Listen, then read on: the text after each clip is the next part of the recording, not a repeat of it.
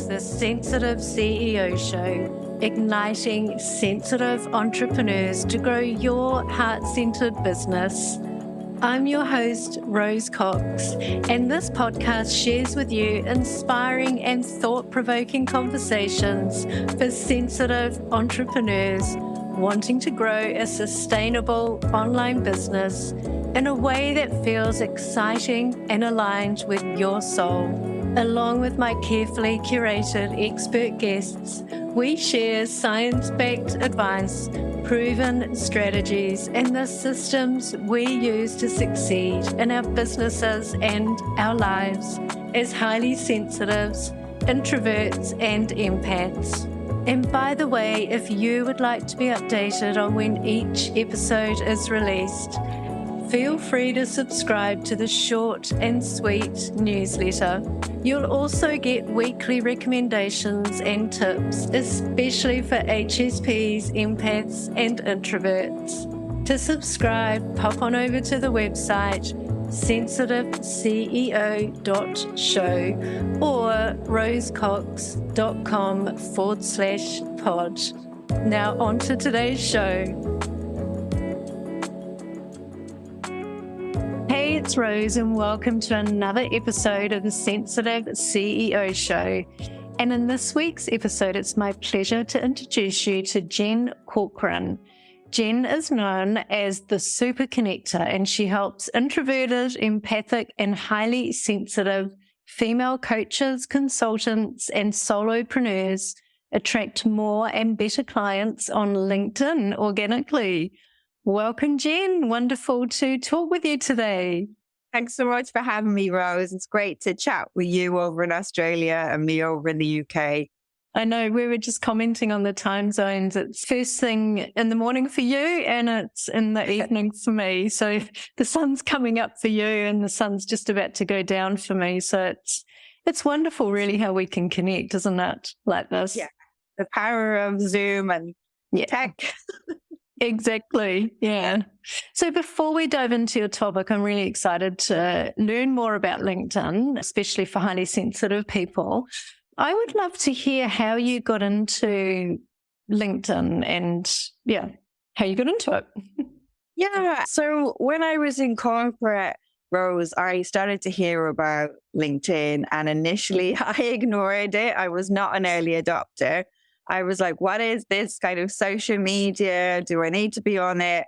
I'm very much an introvert. I'm very much comfortable, in a back office role at the time and not being in the spotlight. And do I really need to do it? I kept hearing about it for the first few years.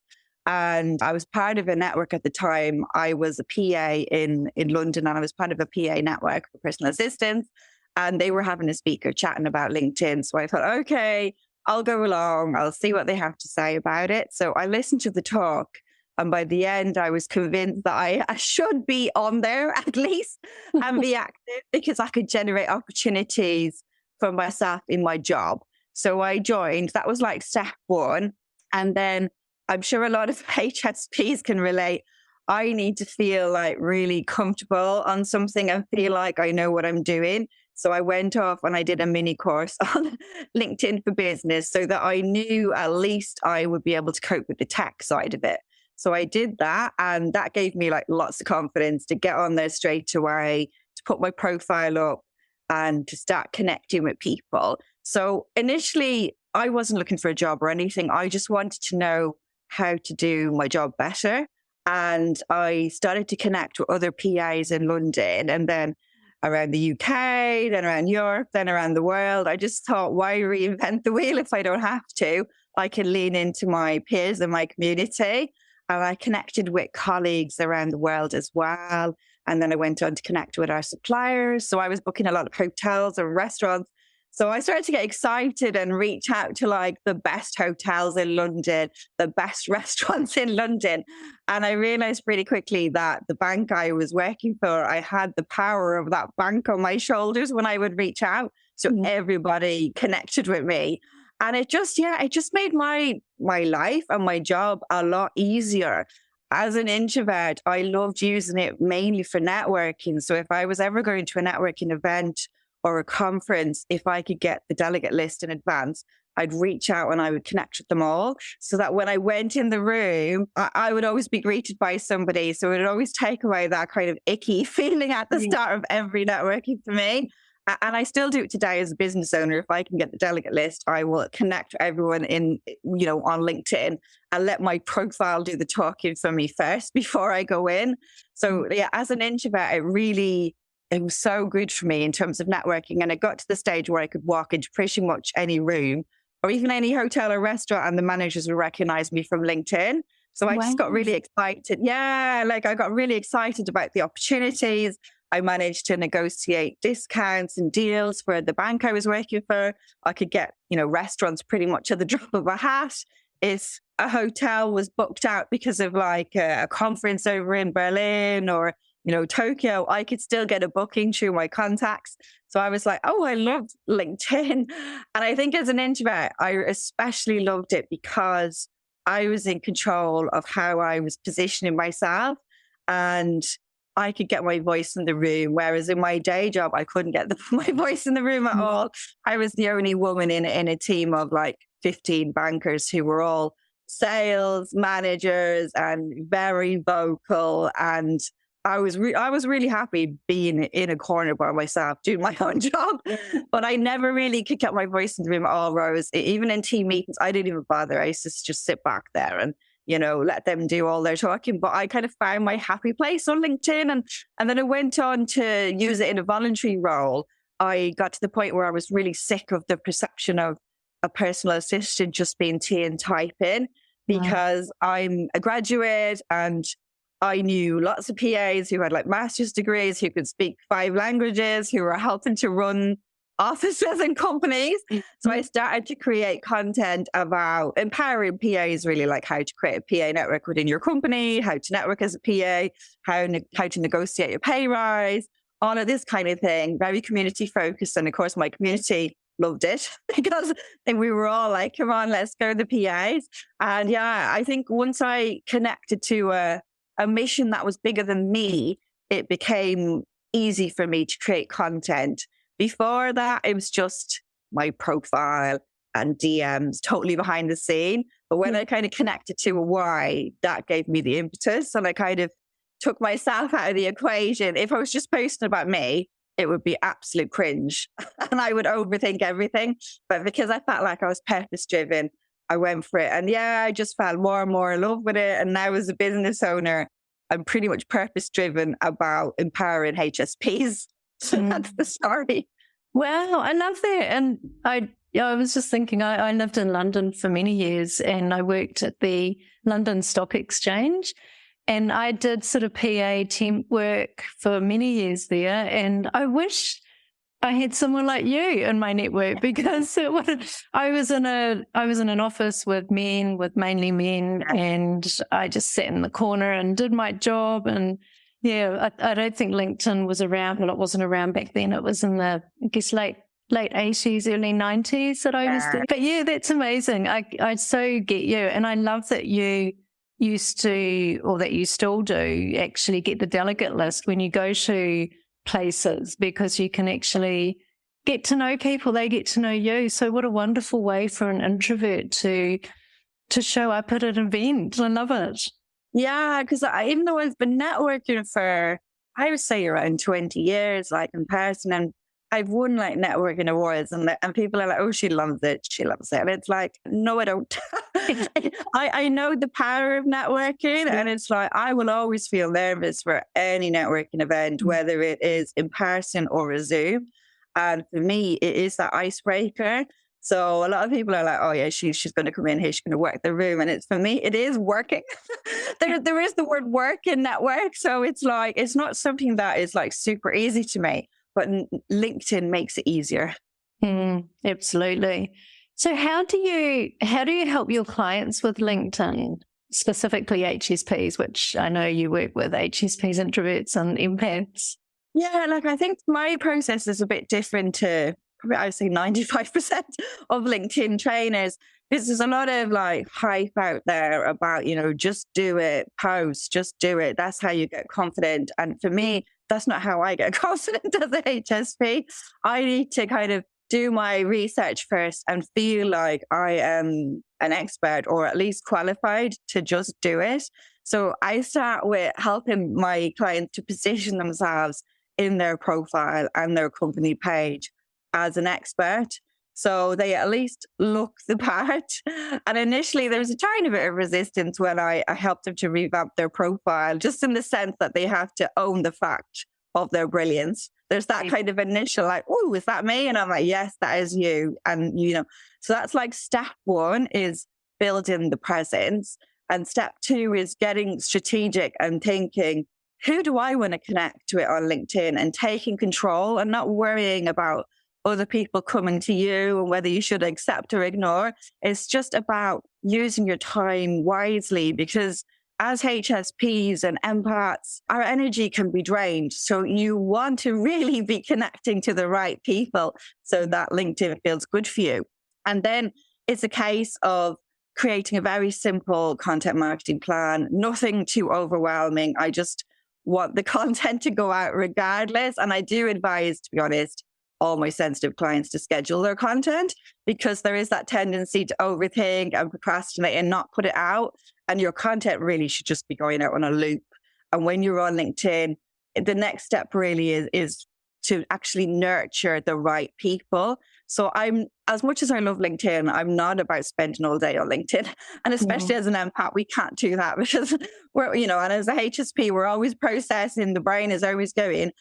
You have to really limit your daily time on LinkedIn. And I would say a half an hour max is more than enough. And I actually help my clients to generate consistent leads with 3 half hours a week. So you can do 4. I give people a day off, but I schedule that half an hour in your calendar. And it's like your power half an hour to nurture the right people, and do it at a time that suits your personality and your energy. So don't do it first thing in the morning if you're not a morning person, because you're going to be coming to LinkedIn with the wrong energy, and then people can feel that in your DMs. So, think, when do you feel best? Is it after a swim? Is it after a walk? Is it after meditation? Is it after, Pilates? Just learning what works for you, because you don't have to be on there first thing in the morning. If your happy time is 5 p.m., do it at 5 p.m. But the main thing is you have to put that time in your calendar to nurture.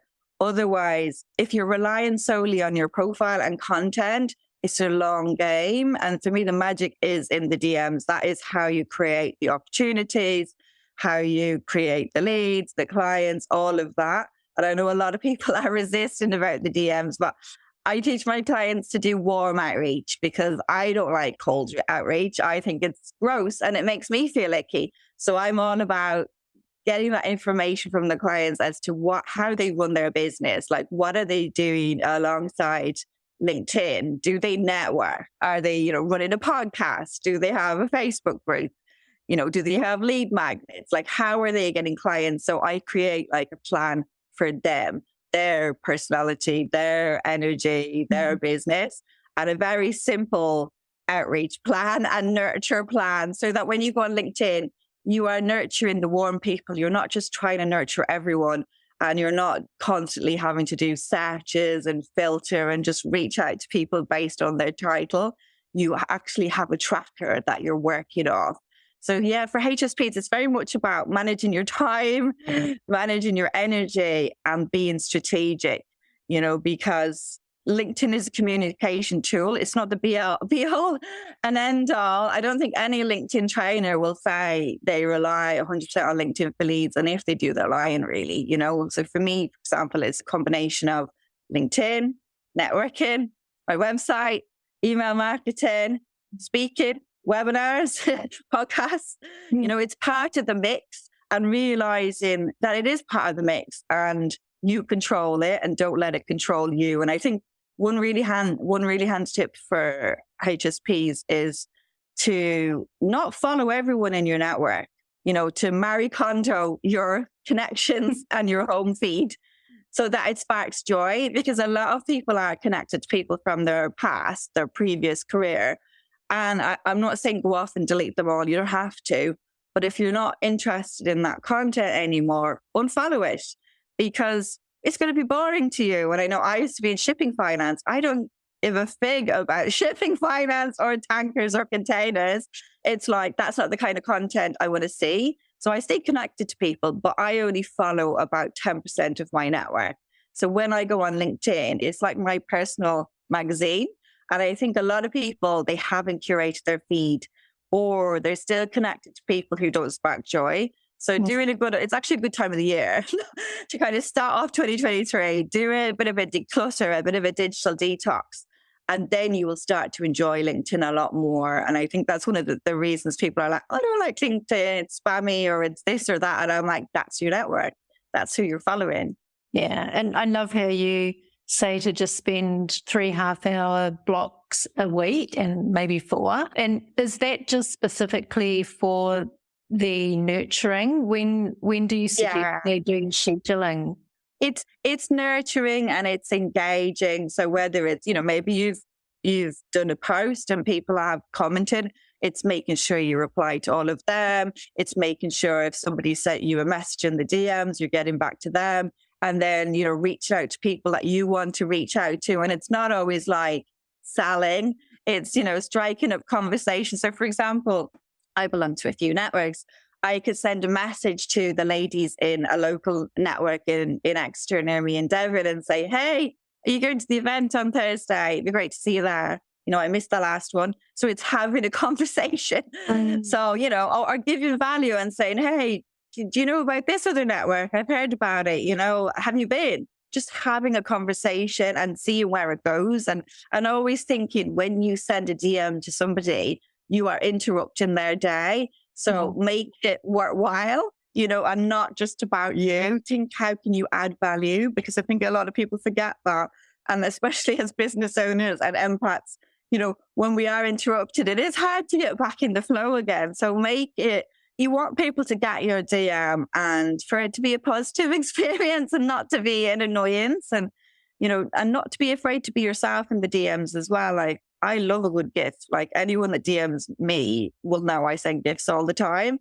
And I think a lot of people, they overthink LinkedIn, and obviously it depends on your client base. If you're messaging strangers and you're messaging corporate, you may not be using gifts. But if you work with individuals, like, why not? Like, if that's what floats your boat, the main thing is to be you, because when you're not you, people can feel it. It feels kind of icky and spammy.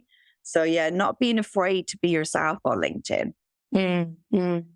And what you mentioned before that you suggest scheduling posts, what content do you recommend scheduling and what scheduler do you use? Okay, so the scheduler I'm using at the moment is Agora Pulse.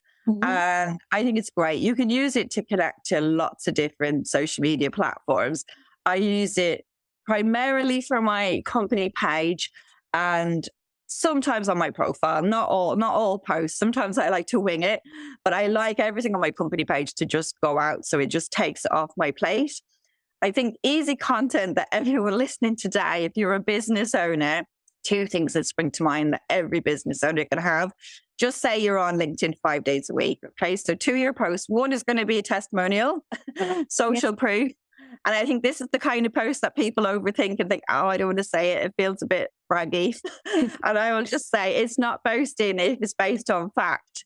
And if you don't showcase your service or product, people won't know you exist. And you could be the best person in the world and you're shooting yourself in the foot because you're dimming your light. And then your potential dream clients are going to go to somebody who's not going to do as amazing a job as you are. They're not going to go as deep as you are. They're not going to have the intuition that you have, the empathy that you have, the kindness that you have. So that's why I'm like, get those case studies, testimonials, stories about your clients out there once a week on a loop. And I know in the past I've overthought it. And I'm like, oh, do I feel like putting one out today? You have to. At least 1 out of 5 posts has to be social proof. Another easy content for anyone, FAQs. Think, what questions do people ask you again and again and again and again?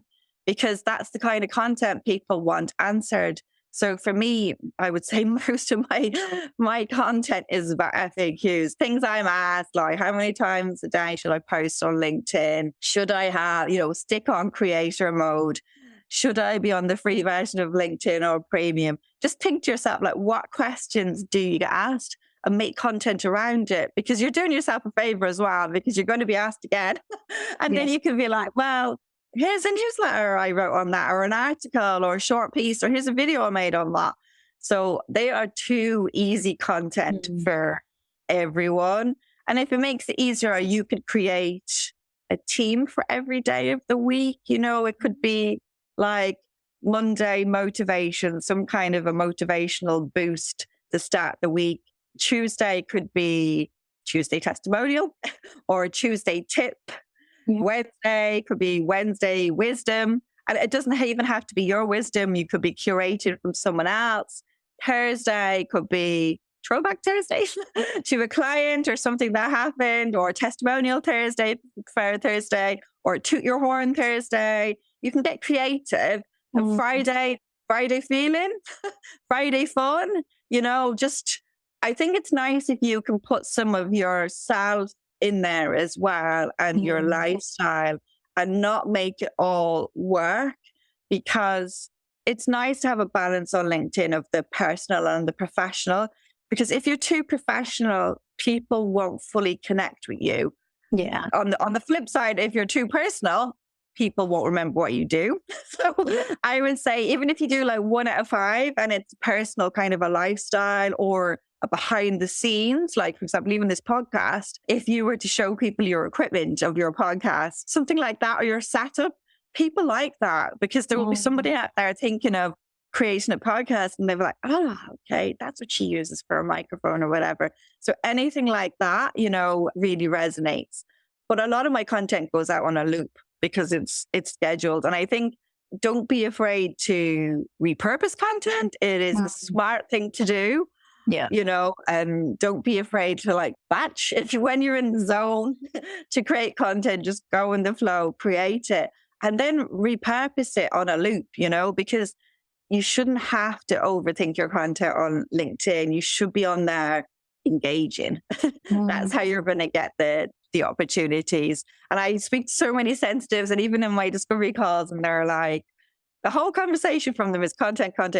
And I spend my half an hour doing this. And I'm like, you're not driving the content conversation, because that's the role of content, is obviously visibility, raise your personal brand, raise awareness of your business. But if you're not driving it to conversation, you're never going to get any conversion.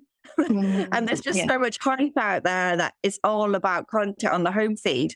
And you can get LinkedIn working, even if you never post on the home feed, you can still get LinkedIn working for you if you go into the DMs. And I think a lot of people, and sensitive people, are resistant to it, which is why I'm like, do your homework and be strategic about who you connect with, and make it easy, you know, make it warm. Then it's not going to feel icky. It only feels icky when you're doing cold outreach.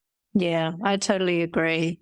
Wow, so many amazing tips that you have, Jen, and there's so much more I'd love to ask you, but we're already coming up for time. And I really want to ask you my final question that I ask all of my podcast guests. When you feel overwhelmed or unfocused, what do you do?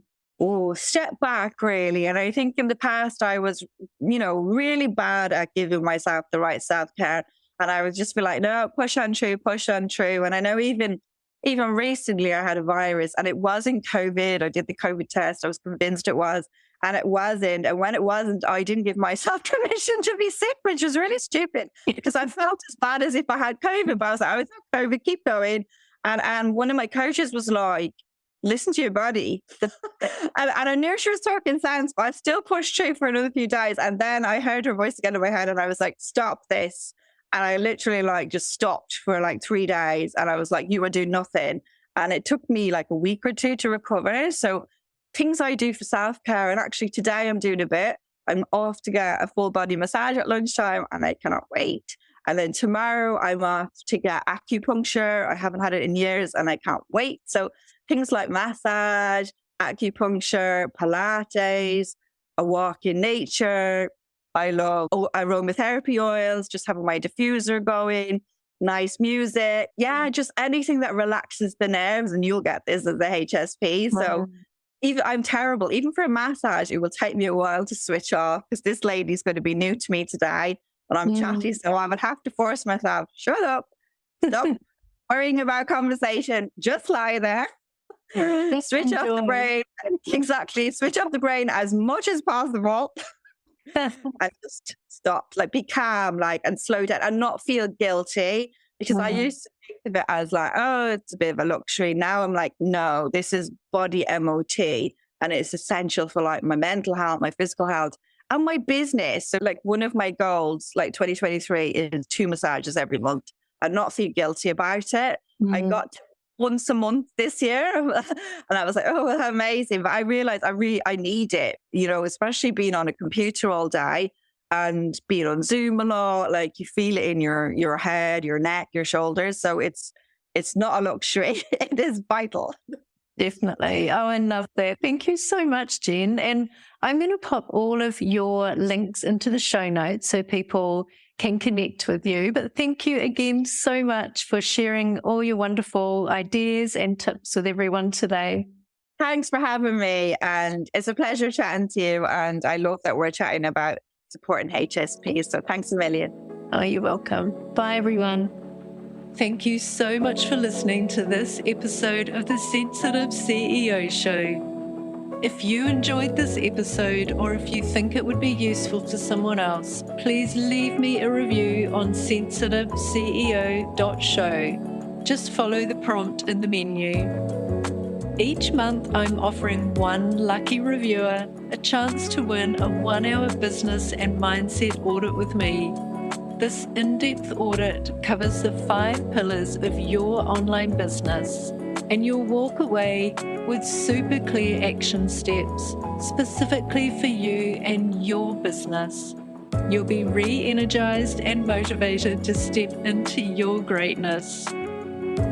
You'll also find all of the show notes for each episode on the website sensitiveceo.show. And while you're there, make sure you subscribe to the short and sweet newsletter. You'll get weekly recommendations and tips, especially for HSPs, empaths, and introverts. And as the name implies, the email is short and sweet. The Sensitive CEO Show, igniting your sensitive superpowers.